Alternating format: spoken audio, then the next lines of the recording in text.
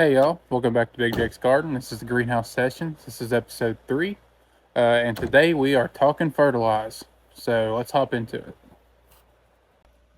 So you're going to the store and you see this big, huge section of fertilizer and you're like, which one do I pick? What in the world does all this mean? And what are the 3 numbers we're talking about? So if you're looking at, say, a bag of triple 10, that means there's 10% nitrogen, 10% phosphorus, and 10% potassium, or as they call it, potash. And that's going to determine what you're going to use or what you want to buy. Triple 10 is kind of a good base for everything, but we'll hop into some more detailed stuff here on paper. So let's flip over to that. So the fertilizer brand we use here at the greenhouse is called Master Blend. You can use Miracle Grow or whatever kind of fertilizer you want. This is just a good bulk brand I'm able to buy at a better cost.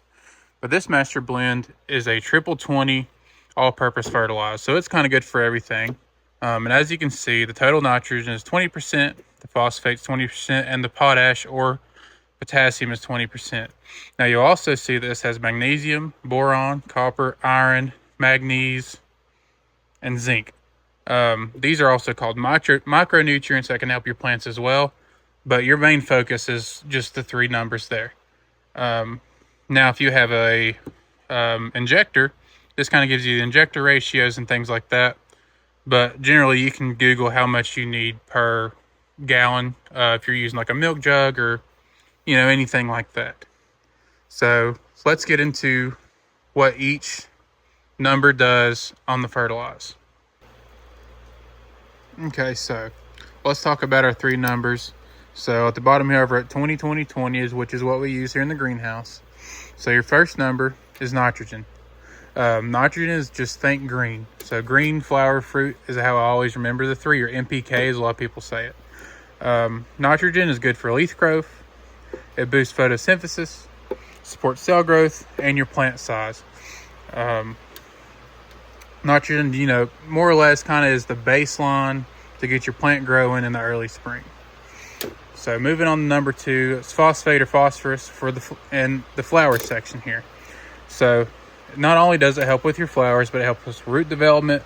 It helps the flower and bloom formation. It helps set the fruit because the bees and bugs help, pollinate the flower, and then it usually turns into fruit. So it helps set the fruit. And plant resilience, it just kind of helps with diseases, things like that. So let's move on to your potassium. Helps with fruit quality and sweetness. Enhances the drought and stress resistance. Improves your nutrients and water movement and your overall hardiness.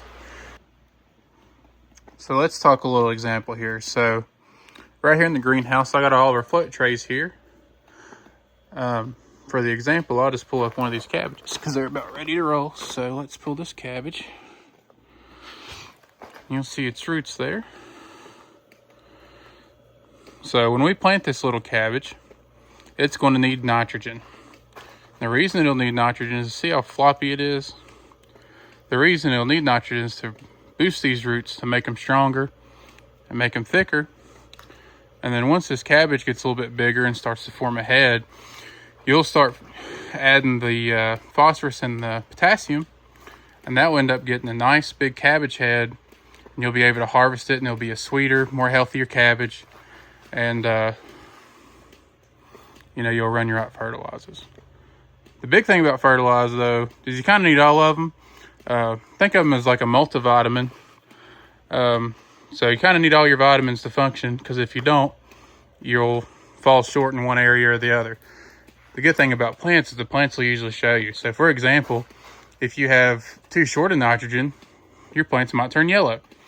Then you'll add more and things like that. So check out this little cool cabbage here in our float beds.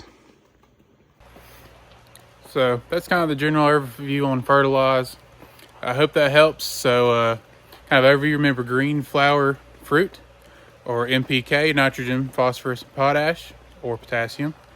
If you have any questions, leave a comment down below or just send us a PM on Facebook or Instagram. And tune in for the next episode. Appreciate it. We'll see y'all later.